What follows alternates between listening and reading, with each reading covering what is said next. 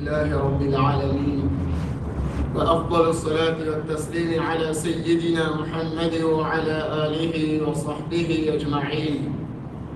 أشهد أن لا إله إلا الله وحده لا شريك له وأشهد أن محمدا عبده ورسوله. اللهم صل على سيدنا محمد وبارك وسلم عليه.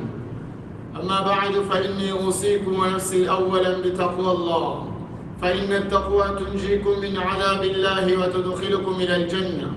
وقال الله تعالى في كلامه العزيز وفي فرقانه المجيد: أعوذ بالله من الشيطان الرجيم، بسم الله الرحمن الرحيم.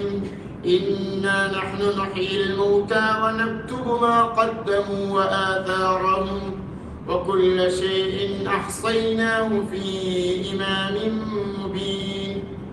وقال أيضا: وجعل لي لسان صدق في الآخرين. صدق الله مولانا العلي العظيم. عن أبي هريرة رضي الله عنه أنه قال: قال رسول الله صلى الله عليه وسلم: الناس معادن كمعادن الذهب والفضة، خيارهم في الجاهلية خيارهم في الإسلام إذا فقهوا، أو كما قال عليه الصلاة والسلام. எல்லா புகழும் புகழ்ச்சியும் ஏகால நாயன் அல்லாஹ் ஒருவனுக்கே உரித்தாகட்டும். அல்ஹம்துலில்லாஹ். ஸலாத் எனும் கருணையும் சலாம் எனும் ஈடேற்றமும் என் உயிரிலும் இனிய முஹம்மது ஸல்லல்லாஹு அலைஹி வஸல்லம் அவர்களின் பெயரில் என்றென்றும் உண்டாவதாக. நபியின் வாழ்க்கையை தமது வாழ்க்கையாக எடுத்து நடந்த சஹாபாக்கள், தாபிஊன்கள், தபுஅத் தாபிஈன்கள், உலகம் உள்ளவரை வாழக்கூடிய முஃமினான முஸ்லிமான ஒவ்வொருவரின் பெயரிலும் அல்லாஹ்வுடைய ரஹ்மத்தும் மக்ஃபிரத்தும் என்றென்றும் உண்டாவதாக.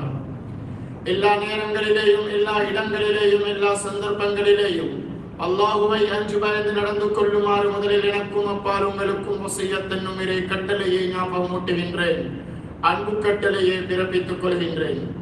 அல்லாஹ்வின் நல்லடியார்களே, அல்லாஹ் ஜல்ல ஷானுஹு வ தஆலா உலகத்திலே ஏராளமான படைப்புகளை படைத்துவிட்டு அந்த படைப்புகளிலே சிறந்த படைப்பாக, கண்ணியமான படைப்பாக, அழகான படைப்பாக மனிதனை அல்லாஹ் தஆலா படைத்து வைத்திருக்கின்றான்.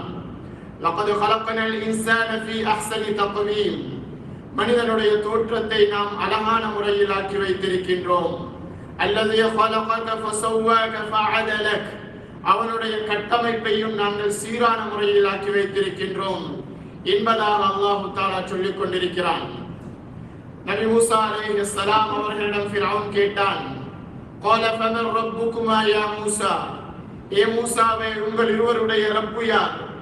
மூசா அலைஹிஸ்ஸலாம் அவர்கள் சொன்னார்கள்: ரப்புனா அல்லதி அஅதா குல்ல ஷைஇன் خلقه ثم هدى.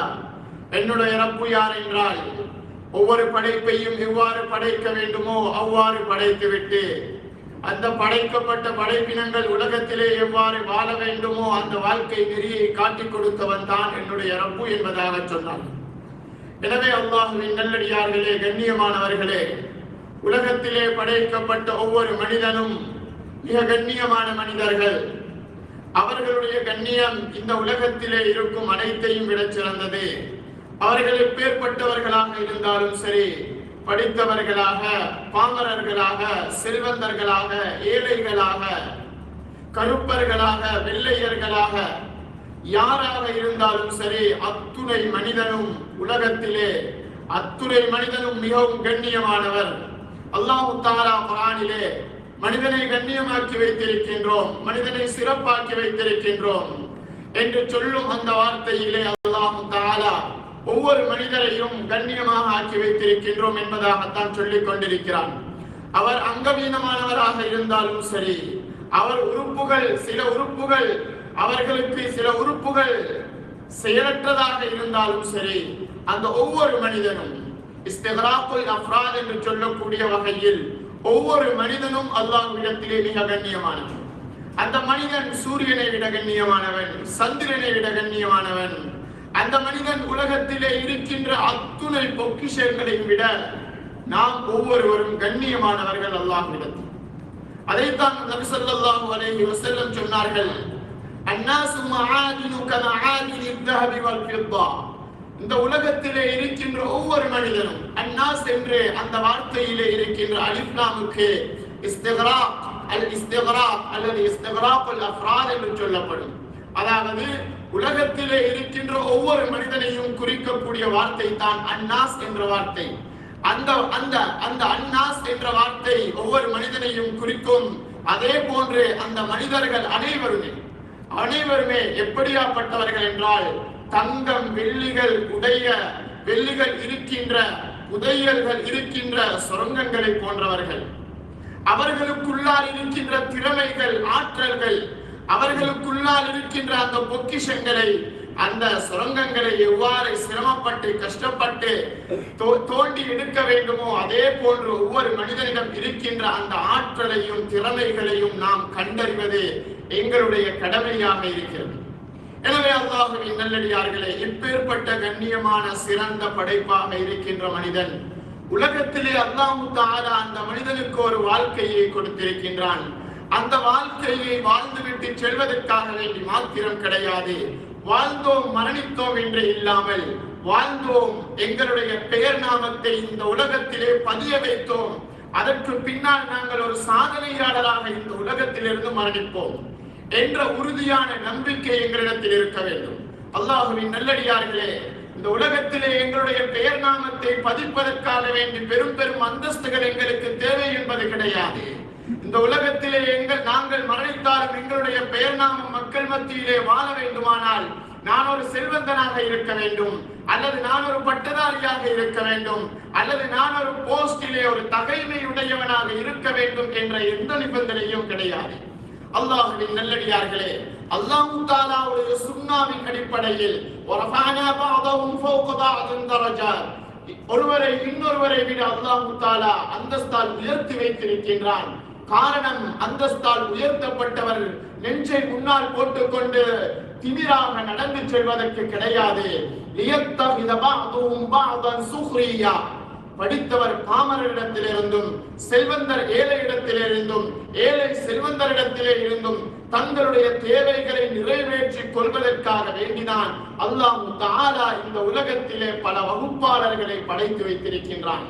அல்லாஹ்வின் நல்லடியார்களே, எனவே எமக்கு தந்திருக்கின்ற அந்த ஆற்றல், எமக்கு தந்திருக்கின்ற இந்த செல்வம், எமக்கு தந்திருக்கின்ற இந்த குழந்தைகள், எமக்கு தந்திருக்கின்ற இந்த அந்தஸ்துகள் அனைத்தையும் வைத்து நாம் மரணித்தாலும் எங்களுடைய பெயர் நாமத்தை இந்த மக்கள் மத்தியிலே வாழ வைக்கலாம். அல்லாஹ்வின் நல்லடியார்களே, இமாமுனா ஷாஃபிஈ ரஹிமஹுல்லாஹ் அவர்கள் சொல்வார்கள், மாத கௌமுன் வமா மாதத் கராமத்துஹும். ஒரு கூட்டம் மரணித்து விட்டார்கள். அவர்கள் மரணித்து அவர்களுடைய கபருடைய வாழ்க்கை ஆரம்பமாகிவிட்டன. ஆனால் அவர்களுடைய அந்தஸ்துகளும் அவர்களுடைய கண்ணியமும் மக்கள் மத்தியிலே இன்னும் வாழ்ந்து கொண்டுதான் இருக்கிறது. அந்த அந்தஸ்துகள் மக்கள் மத்தியிலே இன்னும் ஜீவிதமாகத்தான் இருக்கிறது. அல்லாஹ்வின் நல்லடியார்களே, ஒரு மனிதனுக்கு அல்லாஹ் தஆலா அறிவை கொடுத்திருக்கின்றான், மார்க்கத்துடைய அறிவை கொடுத்திருக்கின்றான். அந்த மார்க்கத்துடைய அறிவை மக்களுக்கு சரியான முறையில் சமர்ப்பித்து விட்டால் அவர் மரணித்து எத்தனை ஆயிரம் வருடங்கள் கழிந்தாலும் சரி, அவர் மக்கள் மத்தியிலே நல்ல முறையில் வாழ்ந்து கொண்டிருக்கலாம்.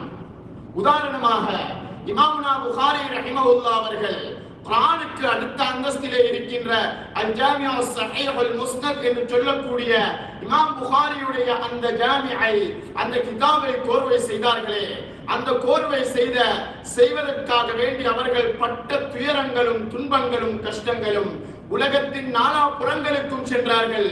அந்த ஹதீஸ்களை, சஹீஹான ஹதீஸ்களை கோர்வை செய்ய வேண்டும் என்பதற்காக வேண்டி மக்கா மதீனாவிற்கு மாத்திரமல்லாமல் ஏராளமான நாடுகளாக சுற்றி திரிந்து இறுதியாக அந்த கிதாபை கோர்வை செய்தார்கள். கோர்வை செய்து எங்களுக்கு விட்டு சென்றார்கள். இமாம் புகாரி ரஹிமஹுல்லாஹ் அவர்கள் மரணித்து 1300 வருடங்களையும் தாண்டிவிட்டன. ஆனால் அந்த புகாரி இமாமுடைய பெயர் நாமம் என்னுடைய உங்களுடைய உள்ளத்திலே இன்னும் வாழ்ந்து கொண்டுதான் இருக்கிறது. இதைத்தான் இப்ராஹிம் அலைஹிஸ்ஸலாம் அவர்கள் ஒரு துஆவிலே கேட்டார்கள். ஏராளமான துஆக்கள் இப்ராஹிம் அலைஹிஸ்ஸலாம் அவர்களுடைய, அதிலே ஒரு துஆவிலே கேட்டார்கள், வஜஅல்னி லிசான சித்கின் ஃபில் ஆகிரீன். யா அல்லாஹ், என்னுடைய பெயர் நாமத்தை எனக்கு பின்னால் வரக்கூடியவர்களுக்கு நல்ல முறையில் என்னை புகழ்வதற்காக வேண்டி இமாம் குர்துபி ரஹிமஹுல்லாஹ், இமாம் ஃபக்ருர் ராஸி ரஹிமஹுல்லாஹ் போன்றவர்கள் இதற்கு வியாக்கியானம் சொல்லும் பொழுது அந்த லிசான சிதுக் என்ற வார்த்தைக்கு சொல்கிறார்கள் அஸ்ஸிக்ருல் ஜமீல், அழகான முறையில் பிரஸ்தாபம் செய்யப்பட வேண்டும். நான் மரணிக்கின்றேன், நான் மரணித்ததன் பின்னால் என்னை மக்கள் தூற்றக்கூடாது, என்னை போற்றக்கூடியவர்களை நான் உருவாக்கிவிட்டு செல்ல வேண்டும். அல்லாஹ்வின் நல்லடியார்களே, இமாம் அங்கே இப்ராஹிம் அலைஹிஸ்ஸலாம் அவர்கள் ஒரு துஆவை கேட்கிறார்கள், வஜஅல்லி லிசான சிதுகின் ஃபில் ஆகிரீன்.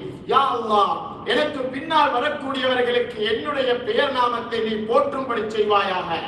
அல்லாஹ் தஆலா நன்றியுள்ளவன். அவனுக்கென்று யாரெல்லாம் பாடுபடுகின்றார்களோ, அவனுடைய கட்டளைகளுக்கு யாரெல்லாம் இசைவாக்கம் அடைகிறார்களோ, இப்ராஹிம் அலைஹிஸ்ஸலாம் அவர்களை அல்லாஹ் தஆலா வஇத்பதலா இப்ராஹீம ரப்புஹு பிகலிமாத்தின், இப்ராஹிம் அலைஹிஸ்ஸலாம் அவர்களை பல சோதனைகளை கொண்டு சோதித்தான். ஃபஅதம்மஹுன், அத்தனை சோதனைகளையும் அவர் வெற்றி கொண்டார்கள். அவைகளை பூர்த்தியாக அதனை செய்து முடித்தார்கள். நெருப்பிலே எரியப்பட்டார்கள், பொறுமையாக இருந்தார்கள், வெற்றியாளராக மாறினார்கள். தந்தையிடமிருந்து விரட்டப்பட்டார்கள், பொறுமையாக இருந்தார்கள், வெற்றி கண்டார்கள். அதே போன்று மனைவியையும் மகனையும் பிள்ளை பச்சிளம் குழந்தையும் பாலைவனத்திலே விட்டுவிட்டு வருமாறு கட்டளை, அதையும் செய்தார்கள். மகனை அறுக்குமாறு கட்டளை, அதையும் செய்தார்கள், செய்வாக்கம் அடைந்தார்கள். அல்லாஹ்வின் நல்லடியார்களே, இத்தனை சோதனைகளுக்கு பின்னால் தான் அல்லாஹ் தஆலா இன்னி ஜாஇலுக லின்னாஸி இமாமா, நான் உங்களை இந்த மக்களுக்கு ஒரு தலைவனாக ஆக்கிவிட்டேன் என்பதாக அல்லாஹ் தஆலா இப்ராஹிம் அலைஹிஸ்ஸலாம் அவர்களை பார்த்து சொன்னான். அல்லாஹ்வின் நல்லடியார்களே, எங்களுடைய மார்க்கத்திற்கு இஸ்லாம் என்ற பெயர் இருப்பதை போன்றே இன்னொரு பெயர் இருக்கின்றது, மில்லத்து இப்ராஹிம். மில்லத்து இப்ராஹிம், இப்ராஹிம் அலைஹிஸ்ஸலாம் அவர்களுடைய மார்க்கம். நபியை பார்த்து அல்லாஹ் தஆலா சொன்னான், யா நபியே, ஏ அல்லாஹ்வின் தூதரே, ஏ என்னுடைய ரசூலே, நீங்கள் அனித்தபிஅ மில்லத இப்ராஹிம ஹனீஃபா, நீங்கள் இப்ராஹிம் அலைஹிஸ்ஸலாம் அவர்களுடைய மார்க்கத்தை பின்பற்றுங்கள். ஏன் தெரியுமா? மா கான யஹூதிய்யா வலா நஸ்ரானிய்யா வலாக்கின் கான ஹனீஃபன் முஸ்லிமா, அவர்கள் ஒரு பியோவான சொலிடான ஒரிஜினான முஸ்லிமாக இருந்தார்கள். எனவே இப்ராஹிம் அலைஹிஸ்ஸலாம் அவர்கள் செய்த தியாகம், அவர்கள் செய்த அர்ப்பணிப்புகள், அவர்கள் செய்த அந்த ஒவ்வொரு செயல்களின் மூலமாக அல்லாஹ் அகமகிழ்ந்தான். அதன் காரணமாக அவர்களுக்கு நன்றி உள்ளவனாக இருப்பதற்காக வேண்டி அல்லாஹ் தஆலா சொன்னான். ரயீசுல் முஃபஸ்ஸிரீன் இப்னு அப்பாஸ் ரலியல்லாஹு அன்ஹு அவர்கள் சொல்கிறார்கள், இமாம் அலூசி ரஹிமஹுல்லாஹ் அவர்களுடைய கிதாபிலே பதிவு செய்கிறார்கள், இப்ராஹிம் அலைஹிஸ்ஸலாம் கேட்ட துஆ என்ன?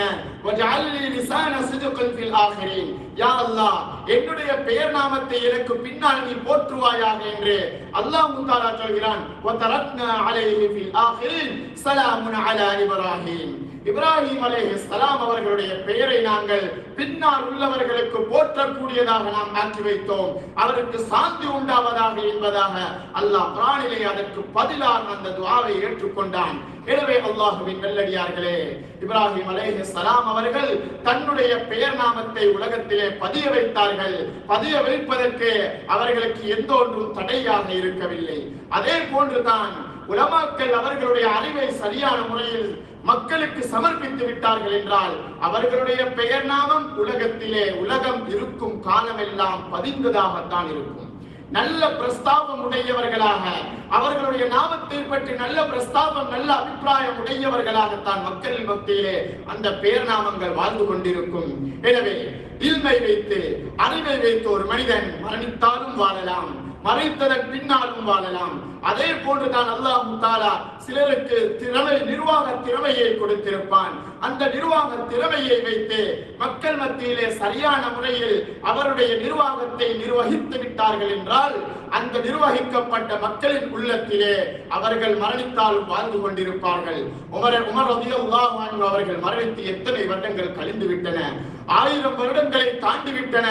ஆனால் அவர்களுடைய பெயர் நாமம் இன்றும் மக்கள் மத்தியிலே முஸ்லிம்களை தாண்டி அந்நியவர்களுடைய உள்ளத்திலேயும் வாழ்ந்து கொண்டிருக்கின்றது என்றால் அவர்கள் செய்த அந்த ஆட்சி தான், அவர்களுடைய அந்த நிர்வாக திறமை தான். அவர்களுடைய காலத்திலே தான் ஷாம் பெரும் வல்லரசு என்று சொல்லக்கூடிய ஷாம், அந்த ஷாம் பிரதேசத்தை வெற்றி கொண்டார்கள். அவர்களுடைய காலத்திலே தான் 50,000 மஸ்ஜிதையும் தாண்டி அந்த மஸ்ஜிதுகளை நிர்வகித்தார்கள், கட்டினார்கள். என்றால் அந்த நிர்வாகத்திலே எந்த அளவுக்கு அவர்கள் மக்கள் மத்தியிலே நிர்வாகத்தின் மூலமாக, நிர்வாக திறமையின் மூலமாக மக்கள் மத்தியிலே வாழ்ந்து கொண்டிருக்கிறார்கள். அல்லாஹ்வின் நல்லடியார்களே, அதே போன்று தான் ஒருவர் ஏழையாக இருக்கிறார். இந்த ஏழ்மை தன்னுடைய பெயர் நாமத்தை பதிவு செய்வதற்கு எந்த தடையும் கிடையாது. இமாம் நவவி ரஹிமஹுல்லாஹ் அவர்கள் எப்படியாப்பட்டவர்கள்? கிட்டத்தட்ட 40 வருடங்கள் தான் தன்னுடைய ஜீவிய காலம். சாப்பிடுவதற்கு எதுவும் கிடையாது, சரியாக உடுப்பதற்கு எதுவும் கிடையாது. அவ்வாறு இருக்கையில் அவர்கள் தன்னுடைய ஆயுளையும் தாண்டிய கிதாபுகளை எழுதியிருக்கின்றார்கள். அவர்கள் எழுதியிருக்கின்ற அந்த கிதாபுகளை வாசிப்பதற்கு எங்களுடைய ஆயுள் காலம் போதாததாக இருக்கிறது. அல்லாஹ்வின் நல்லடியார்களே, முஸ்லிம் ஷரீஃபிற்கு ஷரஹ் முஸ்லிமை எழுதி இருக்கின்றார்கள். ஷரஹ் முஸ்லிம் என்று சொல்லக்கூடிய அந்த கிதாபிலே அவர்களுடைய அறிவை நாம் பெற்றுக் கொள்ளலாம். ஹதீஸுடைய கலையிலே அர்பஊன நபவியா என்று சொல்லக்கூடிய ஹதீஸ், ரியாதுஸ் ஸாலிஹீன் என்ற கிரந்தங்கள், இந்த கிரந்தங்கள் அனைத்திற்கும் சொந்தக்காரர்கள் யார்? இமாம் நவவி ரஹ்மஹுல்லாஹ். இத்தனைக்கும் ஒரு ஏழையாக இருந்தார்கள். அல்லாஹ்வின் நல்லடியார்களே, இப்னுல் கையிம் ரஹிமஹுல்லாஹ் அவர்களை, இப்னு தைமியா ரஹிமஹுல்லாஹ் அவர்களை ஜெயிலிலே போட்டு விட்டார்கள். ஜெயிலிலே போட்டு அடைத்து விட்டார்கள், உதைத்தார்கள், அடித்தார்கள், வஞ்சித்தார்கள். ஆனால் அவர்களுடைய திறமை என்ன? அந்த ஜெயிலுக்குள்ளாலே இருந்து ஒரு கிதாபை கோர்வை செய்தார்கள். அவர்களுடைய புத்தகங்களில் மிக பிரபல்யமான புத்தகம் தான் தஃப்சீர் இப்னு தைமியா என்று சொல்லக்கூடிய ஒரு தஃப்சீர் கிதாப் இருக்கிறது. அதே போன்று அல்லாஹ்வின் நல்லடியார்களே, சய்யிது குதுப் ரஹிமஹுல்லாஹ் என்று சொல்லக்கூடிய மிகப்பெரிய மகான், மிகப்பெரிய முஹத்திஸாகவும் முஃபஸ்ஸிராகவும் இருந்தவர்கள், அவர்கள் ஜெயிலிலே அடைக்கப்பட்டார்கள். ஜெயிலிலே அடைக்கப்பட்டு சிறைச்சாலையில் அடைக்கப்பட்டிருக்கும் பொழுது அவர்கள் அடிக்கப்பட்டார்கள், உதைக்கப்பட்டார்கள். ஆனாலும் அவர்களுடைய அறிவு மக்களுக்கு போய் சேராமல் இல்லை. அவர்கள் எழுதிய கிதாபு தான் ஃபீ ஸிலாலில் குர்ஆன் என்று சொல்லக்கூடிய ஒரு தஃப்சீரை கோர்வை செய்தார்கள். அல்லாஹ்வின் நல்லடியார்களே, அவர்களை ஜெயிலிலே அடைத்தார்கள். அவர்களுடைய உணர்வுகளை அந்த மக்களுக்கு அடைக்க முடியாமல் போனது. அந்த உலமாக்களுடைய கிதாபுகள் அவர்கள் சரியான முறையில் சமர்ப்பித்து விட்டார்கள். ஏழ்மை அவர்களுக்கு தடையாக இருக்கவில்லை. அபூ ஹுரைரா ரலியல்லாஹு அன்ஹு அவர்களை பற்றி நாம் கேள்விப்பட்டிருக்கின்றோம். பசியின் காரணமாக பாதையிலே மயங்கி விடுவார்கள். பாதையிலே அங்குமிங்கும் செல்பவர்கள் பைத்தியம் என்று நினைத்து கழுத்தை மிதித்து விட்டு செல்வார்கள். அவர்கள் சொல்கிறார்கள், எனக்கு பைத்தியம் கிடையாது, எனக்கு பசியின் காரணமாகத்தான் நான் இவ்வாறு விழுந்து கிடந்தேன். அவ்வாறு சொல்லும் அபூ ஹுரைரா ரலியல்லாஹு அன்ஹு அவர்கள் நபி அவர்களிடமிருந்து 5000 சுற்றம் ஹதீஸ்களை கேட்டு ரிவாயத் செய்திருக்கின்றார்கள் என்றால் அவர்களுடைய ஏழ்மை அவர்கள் உலகத்திலே அவர்களுடைய தடயத்தை பதிய வைப்பதற்கு தடையாக இருக்கவில்லை. அல்லாஹ்வின் நல்லடியார்களே, எனவே இப்பொழுது நாம் யோசிப்போம், எனக்கு அல்லாஹ் எதை தந்திருக்கின்றான்? எனக்கு ஒரு அந்தஸ்து கிடையாது, எனக்கு ஒரு பதவி கிடையாது, எனக்கு ஒரு பட்டம் கிடையாது. நான் எதை வைத்து என்னுடைய பெயர் நாமத்தை உலகத்திலே நான் சாதிப்பது? நான் மரணித்தாலும் என்னுடைய பெயர் நாமம் போற்ற வேண்டுமானால் நான் என்ன செய்வது? அல்லாஹ்வின் நல்லடியார்களே, கொஞ்சம் சிந்தித்து பாருங்கள். எனக்கு அல்லாஹ் தந்தை என்ற பாத்திரத்தை தந்தில்லையா? எனக்கு தாய் என்ற பாத்திரத்தை தந்தில்லையா? எனக்கு கணவன் என்ற அந்த அந்தஸ்தை தந்தில்லையா? எனக்கு சகோதரன் என்ற அந்த அந்தஸ்தை தந்தில்லையா? அல்லாஹ்வின் நல்லடியார்களே, தாய் தந்தை என்ற பாத்திரத்திலே இருக்கின்ற நானும் நீங்களும் எங்களுடைய பிள்ளைகளை சரியான முறையில் மார்க்கத்தின் அடிப்படையில் வளர்த்து விட்டோம் என்றால் ஒரு காலம் வரும், அந்த காலத்தில் பேசுவார்கள், அந்த உம்மாவும் பாப்பாவும் எவ்வளவு கஷ்டமாக இருந்தாலும் எவ்வளவு சிரமத்தோட வாழ்ந்தாங்க, ஆனா பிள்ளைகளை தீனோட வளர்த்தாங்களே, பிள்ளைகளை மார்க்கத்தோட வளர்த்தாங்களே, ஹாஃபிதுகளாகவும் ஆலிம்களாகவும் உலமாக்களாக உப்பாதுகளாக சுஹாதுகளாக மாற்றினார்களே, அந்த உம்மா வாப்பட தியாகம் தான் இன்றைக்கு இந்த பிள்ளை இவ்வளவு பெருசாக வாரத்துக்கு காரணம் என்று அந்த உம்மா வாப்பட பெயர் நாமம் அண்டை காலத்திலே மரணித்தாலும் மக்கள் மத்தியிலே வாழ்ந்து கொண்டிருக்கின்றது அல்லவா? அல்லாஹ்வின் நல்லடியார்களே, மார்க்கத்தை கொடுத்து பிள்ளைகளை வளர்த்த தாய் தந்தைமார்கள் அவர்கள் மரணித்தாலும் மக்கள் மத்தியிலே வாழ்ந்து கொண்டுதான் இருப்பார்கள். அவர்களுடைய பெயர் நாமம் மக்கள் மத்தியிலே வாழ்ந்து கொண்டுதான் இருக்கும். ஒரு தடவை அபூ ஜாஃபர் அல் மன்சூர் என்று சொல்லக்கூடிய ஒரு ஹலீஃபா, அப்பாசியாக்களுடைய ஒரு ஹலீஃபா, அவர்கள் ஆட்சி பொறுப்பை எடுக்கின்றார்கள். அந்நேரத்திலே அவர்களை பார்ப்பதற்காக வேண்டி முகாத்தில் இப்னு சுலைமான் ரஹிமஹுல்லாஹ் அவர்கள் வருகிறார்கள். வரும் பொழுது அபூ ஜாஃபர் அல் மன்சூர் என்று சொல்லக்கூடிய அந்த ஹலீஃபா முகாத்தில் இப்னு சுலைமானை பார்த்து சொல்கிறார், யா முகாத்தில் அஃப்னி, எனக்கு ஏதாவது உபதேசம் செய்யுங்கள்.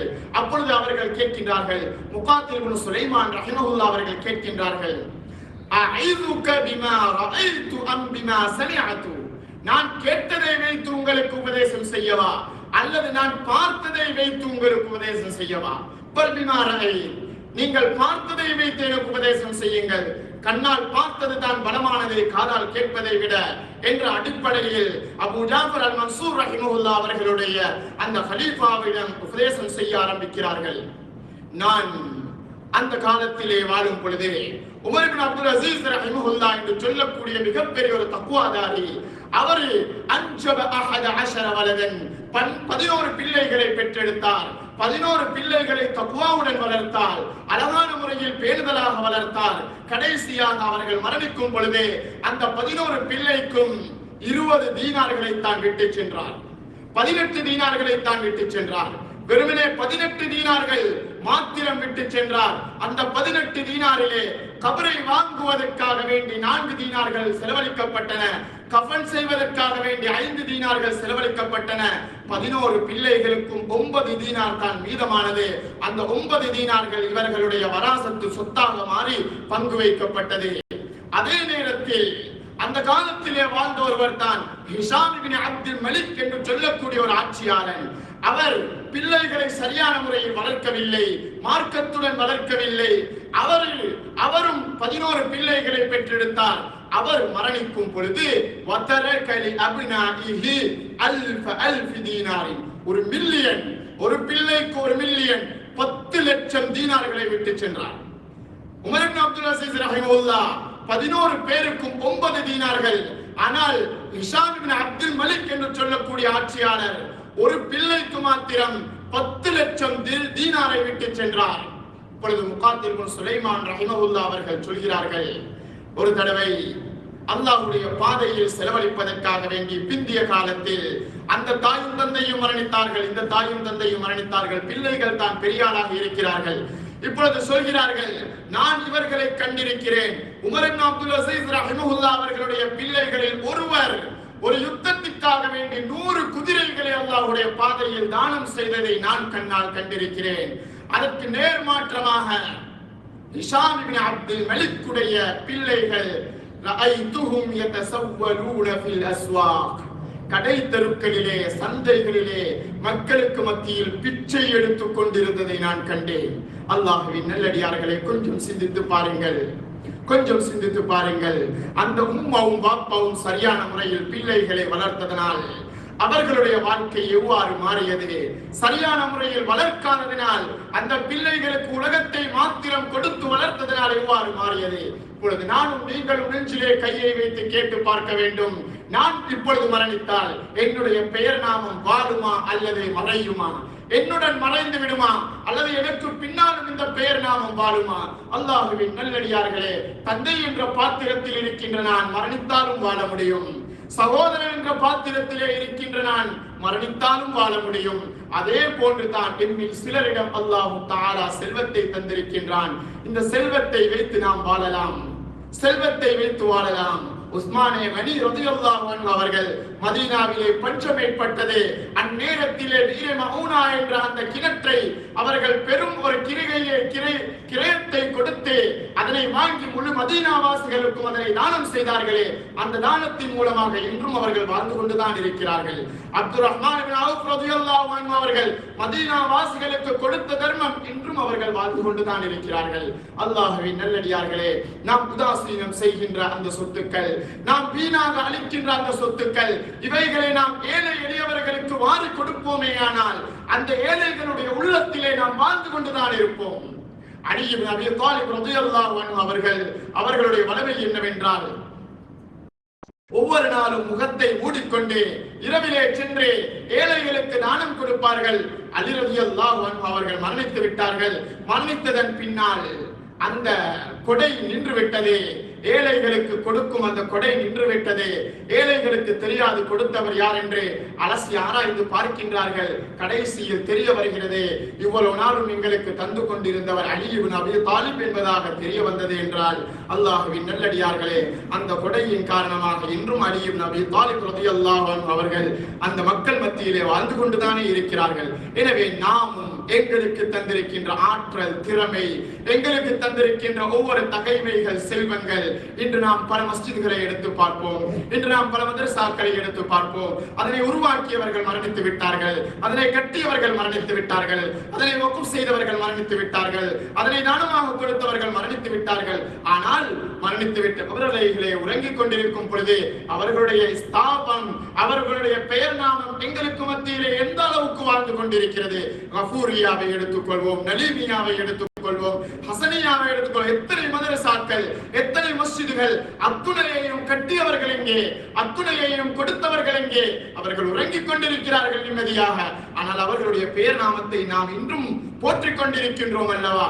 எனவே அல்லாஹ்வின் நல்லடியார்களே, கண்ணியமானவர்களே, அல்லாஹ்வுடைய பேரும் அருளும் பெற்றவர்களே, நாம் ஒவ்வொருவரும் எங்களுக்கு தந்திருக்கின்ற அந்த சக்தியை, அந்த பலத்தை வைத்து நாம் மரணித்தாலும், எனக்கு அல்லாஹ் வாலிபத்தை தந்திருக்கின்றான், நான் வாலிபத்தை சரியான முறையில் கழித்து விட்டேன் என்றால், நான் வயோதிபம் ஆனதன் பின்னாலும் இன்றும் நாம் பேசிக் கொண்டிருக்கின்றோமே, இந்த வயசாளிகளாக இருக்கின்ற, இந்த மூத்தோர்களாக இருக்கின்ற, நரைத்தவர்களாக இருக்கின்றவர்கள் வாலிபத்திலே செய்த அர்ப்பணம், வாலிபத்திலே செய்த தியாகம் தானே நாம் இப்பொழுது சந்தோஷமாக வாழ்கின்றோம். அவர்கள் நாட்டிய மரத்திலிருந்து தானே நாம் கனிகளை பறிக்கின்றோம். அவர்கள் செய்த விவசாயத்திலிருந்து தானே நாம் சாப்பிட்டுக் கொண்டிருக்கிறோம். அல்லாஹ்வின் நல்லடியார்களே, எம்முடைய வாலிபம் இப்பொழுது இருக்கிறது. நான் என்ன செய்திருக்கிறேன்? ஹிஜ்ரத்திற்கு மும்முரமாக இருந்த வாலிபர்கள், அந்த வாலிபர்களின் மூலமாகத்தானே ஹிஜ்ரத் நல்ல முறையில் நடந்தேறியது. அந்த வாலிபர்களை நாம் இன்று கூட ஞாபகம் செய்கின்றோமே. எனவே வாலிபமும் ஒரு நியமத், ஒவ்வொன்றும் ஒரு அருளாக இருக்கிறது. அந்த அருளை வைத்து நாம் வாழலாம். எனவே இன்றைய ஃபுத்பாவுடைய சுருக்கம் என்னவென்றால், அல்லாஹ் தஆலா ஒவ்வொரு மனிதனையும் கண்ணியமானவனாக ஆக்கி வைத்திருக்கின்றான். அந்த கண்ணியம், அவன் மரணித்தாலும் அந்த கண்ணியத்தை தக்க வைத்துக் கொள்ளலாம். அவருடைய பெயர் நாமம் மரணித்தாலும் வாழ வைக்கலாம். அதற்கு தடையாக ஏழ்மை கிடையாது, அதற்கு தடையாக படிப்பை அறியாமை கிடையாது. ஒவ்வொன்றை வைக்கும் ஒவ்வொருவரும் வாழலாம். என்னுடைய பிள்ளைகளை சரியான முறையில் வளர்த்தால், நான் என்னுடைய பிள்ளைகளை வளர்த்த அந்த பாக்கியத்தின் காரணமாக நாம் மரணித்தாலும் வாழலாம். செல்வத்தின் மூலமாக எத்தனை ஏழை எளியவர்கள் இருப்பார்கள். கண்கொள்ளா காட்சியை கண்டு மகிழ வேண்டும் என்பதற்காக வேண்டி எத்தனை இடங்களுக்கு சுற்றுலா பயணம் செய்கிறோம். கொஞ்சம் அதனை இறுக பிடித்து, அதனை சரியான முறையில், அதனை கொஞ்சம் சேமித்து ஒரு ஏழைக்கு கொடுத்து பாருங்களேன். அந்த ஏழையுடைய முகத்திலே தெரியும் தேஜஸ் இருக்கிறது, சந்தோஷம் இருக்கிறது. அந்த சந்தோஷம் எங்களுடைய நாம் சக்கராத்திலே எங்களுடைய மனக்கண்ணுக்கு வரும் அல்லவா?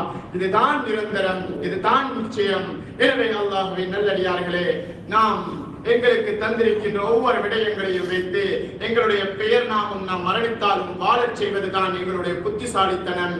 நாம் ஒவ்வொருவரும் நினைத்துக் கொள்ள வேண்டும், நான் ஒரு வாழ்க்கையை வாழ வந்தேன், மரணித்தேன் என்று இல்லாமல் என்னுடைய தடயத்தை பதித்துவிட்டு, என்னுடைய வாழ்க்கையை ஒரு சரித்திரமாக படிக்க வைத்துவிட்டு, பின்னால் வருபவர்களுக்கு ஒரு சிலபஸாக மாற்றிவிட்டு நாம் மரணிக்க வேண்டும். எனவே வல்ல நாயன் அல்லாஹ் ஜல்ல ஷானுஹு வ தஆலா அப்பேற்பட்ட நல்லடியார்களாக நம் அனைவரையும் மாற்றி அருள்வானாக.